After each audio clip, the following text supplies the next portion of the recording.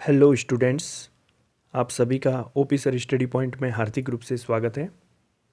आज हम future tense की श्रृंखला का अंतिम टेंस फ्यूचर परफेक्ट कंटिन्यूस पढ़ने वाले हैं और इस टेंस के साथ ही टेंस की श्रृंखला का समापन हो जाएगा, क्योंकि ये अंतिम टेंस है।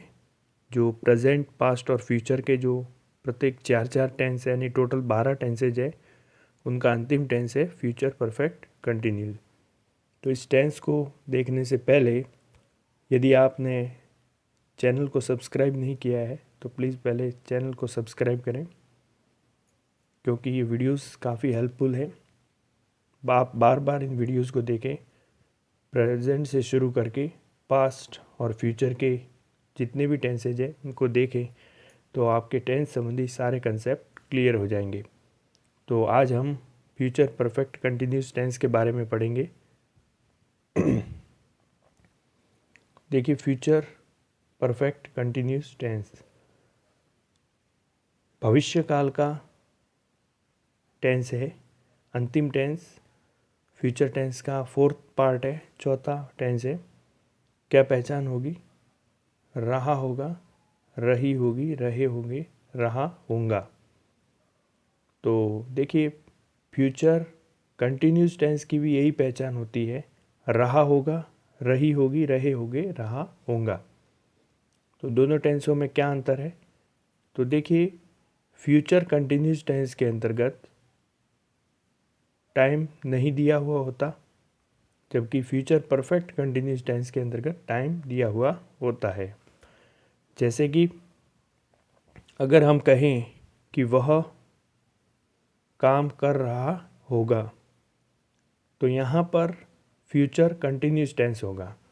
जबकि यदि हम कहें कि वह 4 बजे से काम कर रहा होगा, घंटे से काम कर रहा होगा, तो वहाँ फ्यूचर परफेक्ट कंटिन्यूस टेंस हो जाएगा।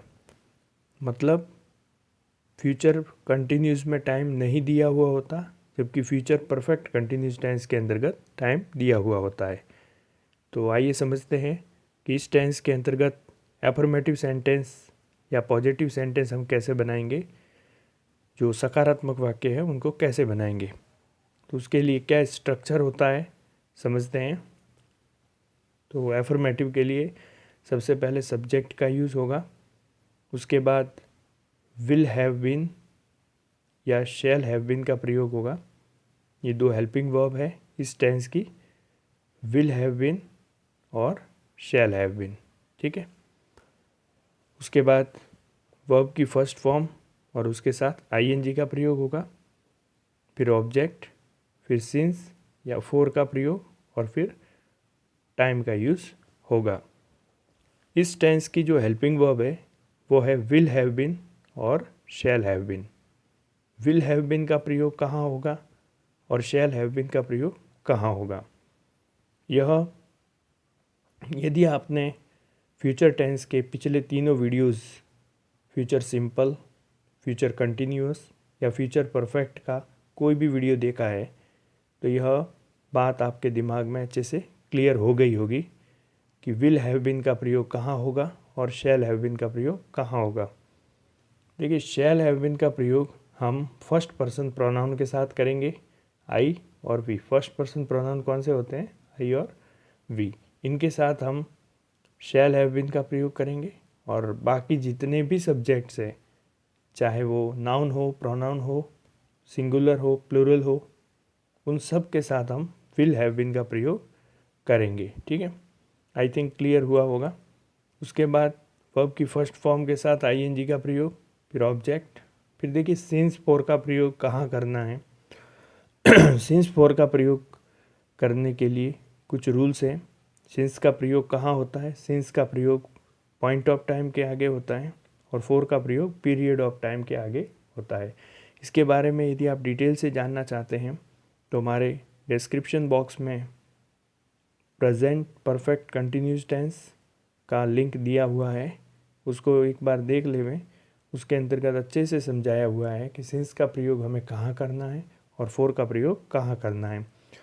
वो ही रूल यहाँ पर भी एप्लीकेबल होंगे। अतः यदि आपने वो वीडियो नहीं देखा है तो पहले उस वीडियो को अच्छे से देखें, उसके बाद ही इस वीडियो को स्टडी करें, तभी ये आसानी से समझ में आएगा। उदाहरण द्वारा समझते हैं। पहला एग्जाम्पल है, वह 4 बजे से कार्य कर रहा होगा। यहाँ पर सब्जेक्ट हो जाएगा ही के साथ विल हैव बीन का प्रयोग होगा, हेल्पिंग वर्ब, फिर वर्ब की फर्स्ट फॉर्म आईएनजी वर्किंग हो जाएगा। अब 4 बजे से घड़ी का टाइम है, तो घड़ी के टाइम के आगे हमें सिंस का प्रयोग करना है, तो यहाँ हो जाएगा सिंस 4 o'clock। तो he have been working since 4 o'clock। इस प्रकार से वाक्य का निर्माण होगा। दूसरा एग्जाम्पल देखते हैं, वह 10 मिनट से पत्र लिख रही होगी। तो यहाँ पर सब्जेक्ट हो जाएगा शी, उसके साथ विल हैव बीन का प्रयोग होगा, फिर वर्ब के लिए राइट के पीछे आईएनजी लगेगा, राइटिंग, लेटर ऑब्जेक्ट हो जाएगा, फिर 10 मिनट से ये पीरियड ऑफ टाइम है इसलिए 4 का प्रयोग होगा, 10 मिनट्स। इस प्रकार हो जाएगा she will have been writing letter for 10 minutes. उसके बाद देखिए नेगेटिव सेंटेंस किस प्रकार से बनाने हैं। नेगेटिव सेंटेंस यानी नकारात्मक वाक्य, इसमें नॉट का प्रयोग होगा। और सारे वीडियोस में मैं एक ही बात बताता आया हूँ कि नेगेटिव सेंटेंस मतलब हेल्पिंग वर्ब के साथ नॉट का प्रयोग होगा। नॉट का प्रयोग कभी अकेले में नहीं होता, हेल्पिंग वर्ब के साथ होता है। तो यहाँ पर किस प्रकार से होगा देखिए, सबसे पहले सब्जेक्ट का यूज़ करेंगे, उसके बाद विल या शैल, और उसके बाद नॉट का प्रयोग करेंगे, फिर हैव बीन का प्रयोग। ये बात इंपॉर्टेंट है, थोड़ा ध्यान से समझना है। नॉट का प्रयोग विल या शैल के तुरंत बाद होगा, हैव बीन उसके बाद लगेगा, फिर वर्ब की first form ING, since object आ जाएगा, फिर सिंस 4 का प्रयोग, और फिर टाइम का। उदाहरण द्वारा समझते हैं, वे 4 दिन से पढ़ाई नहीं कर रहे होंगे। तो सब्जेक्ट हो जाएगा दे के साथ विल का प्रयोग होगा, तो will not have been studying, verb plus ING हो जाएगा, फिर पीरियड ऑफ टाइम है 4 दिन इसलिए 4 का प्रयोग होगा, 4 days। तो इस प्रकार वाक्य बन जाएगा, they will not have been studying for 4 days। Then after we will learn about interrogative sentence. Interrogative sentence किस प्रकार से बनते हैं, यानी प्रश्नवाचक वाक्य किस प्रकार से बनते हैं। 2 प्रकार के होते हैं ये, एक यस नो टाइप, दूसरे WH type. Yes no type किस टाइप से होंगे, किस प्रकार से बनेंगे, आइए समझते हैं। सबसे पहले हम विल या शैल का प्रयोग करेंगे, उसके बाद सब्जेक्ट, फिर हैव बीन, वर्ब की फर्स्ट फॉर्म आईएनजी, सिंस 4 का प्रयोग और टाइम का प्रयोग और क्वेश्चन मार्क लगेगा, ठीक है। उदाहरण देखते हैं, क्या वह 1 महीने से पढ़ाई कर रहा होगा। क्या वह 1 महीने से पढ़ाई कर रहा होगा। तो अब ये यस नो टाइप का क्वेश्चन है, ठीक है। अब यस नो टाइप के क्वेश्चन का क्या मतलब है, जिनका उत्तर, ऐसे प्रश्न जिनका उत्तर हम यस या नो में दे सकते हैं, उनको यस नो टाइप क्वेश्चन कहते हैं। तो ये स्ट्रक्चर है इसका। देखिए किस टाइप से बनेगा। सबसे पहले सब्जेक्ट ही है इसलिए हमारे हेल्पिंग वर्ब हो जाएगी विल। सबसे पहले विल का प्रयोग होगा, फिर सब्जेक्ट ही, फिर हैव बीन का प्रयोग, फिर वर्ब की फर्स्ट फॉर्म आईएनजी स्टडिंग। 1 महीना चूँकि पीरियड ऑफ टाइम है इसलिए 4 का प्रयोग होगा, 1 month। तो इस प्रकार से हो जाएगा will he have been studying for 1 month, ठीक है। आगे बढ़ते हैं। अब WH टाइप का क्वेश्चन देखते हैं। देखिए WH टाइप के क्वेश्चन किस प्रकार बनते हैं। और WH टाइप के जो क्वेश्चन होते हैं उनमें कुछ भी कोई नई बात नहीं है, केवल WH वर्ड को सबसे आगे रखना है, बाकी का स्ट्रक्चर सेम रहेगा जैसा यस नो टाइप के पैटर्न में होता था। कैसे, देखिए सबसे पहले हम WH वर्ड का प्रयोग करेंगे, उसके बाद विल या हैव का, फिर सब्जेक्ट, फिर हैव बीन, वर्ब की फर्स्ट फॉर्म और आईएनजी, सिंस 4 का प्रयोग और टाइम। तो इस प्रकार से हम WH टाइप का क्वेश्चन बनाएंगे। देखिए किस तरीके से बनेगा। तो वाक्य है, सीता 2 दिन से कार्य क्यों कर रही होगी। सीता 2 दिन से कार्य क्यों कर रही होगी। अब यहाँ पर हाँ या ना में उत्तर देने से काम नहीं बनने वाला है, हमें कोई ना कोई आंसर देना होगा। तो यहाँ पर WH वर्ड आया वाई, क्यों के लिए करेंगे वाई, उसके बाद विल हेल्पिंग वर्ब, फिर सब्जेक्ट हो जाएगा सीता, हैव बीन का प्रयोग, फिर वर्ब की फर्स्ट फॉर्म आईएनजी वर्किंग, और 2 दिन, चूँकि पीरियड ऑफ टाइम है इसलिए 4 का प्रयोग होगा, फॉर 2 डेज। तो वाक्य बनेगा why will Sita have been working for 2 days. Then after will learn about negative interrogative sentence, नकारात्मक प्रश्नवाचक वाक्य। इसमें क्या होगा, देखिए ये भी 2 तरह के होते हैं, यस नो टाइप और WH type. Yes no type के लिए क्या करेंगे, सबसे पहले विल या शैल का प्रयोग, फिर सब्जेक्ट के बाद तुरंत नॉट लगाएंगे, बाकी का स्ट्रक्चर सेम रहेगा जैसा इंट्रोगेटिव में होता है। यहाँ पर नॉट का प्रयोग सब्जेक्ट के तुरंत बाद होगा, इस बात का हमें विशेष ध्यान रखना है।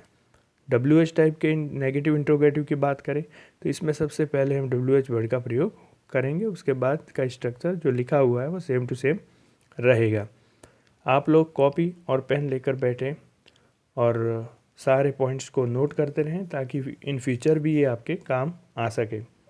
अब देखिए फ्यूचर परफेक्ट कंटिन्यूस टेंस के बारे में हमने पढ़ा, पॉजिटिव सेंटेंस के बारे में, नेगेटिव इंट्रोगेटिव इत्यादि के बारे में पढ़ा। अब प्रश्न ये उठता है कि इस टेंस की क्या पहचान रहती है, यानी कि जब एग्ज़ाम के अंदर सवाल आते हैं तो हम किस प्रकार पहचान पाएंगे कि ये फ्यूचर परफेक्ट कंटिन्यूस टेंस है। क्योंकि फोर सिंस का प्रयोग तो प्रेजेंट परफेक्ट कंटिन्यूस टेंस में भी होता है, पास्ट परफेक्ट कंटिन्यूस टेंस में भी होता है, और जो हम अभी जो पढ़ रहे हैं हम फ्यूचर परफेक्ट कंटिन्यूस टेंस, इसमें भी होता है।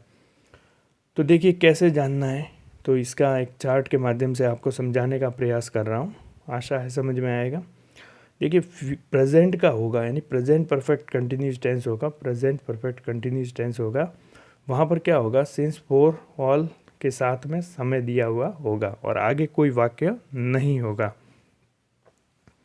परंतु जो पास्ट परफेक्ट कंटिन्यूस टेंस होगा उसके अंतर्गत सिंस, फॉर या ऑल के साथ समय होगा और साथ में टाइम क्लोज इन पास्ट होगा, यानी कि कॉमा लगा हुआ होगा और एक और वाक्य लिखा हुआ होगा जो कि पास्ट टेंस में होगा।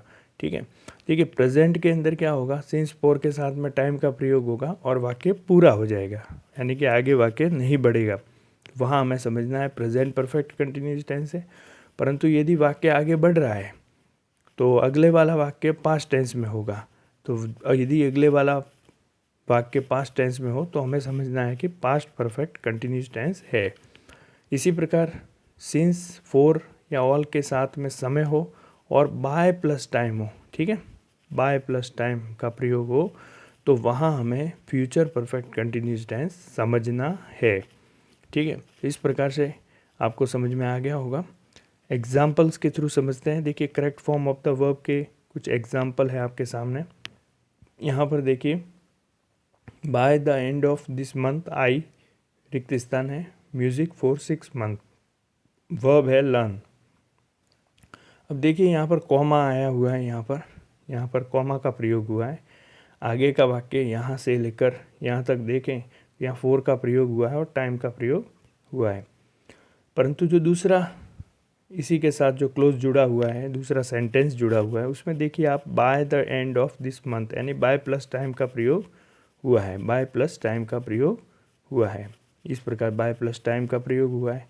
तो जब इस तरफ देखिए फॉर प्लस टाइम आया है और बाय प्लस टाइम आया है, तो इससे हमें यह समझ में आता है कि इसमें फ्यूचर परफेक्ट कंटिन्यूस टेंस है।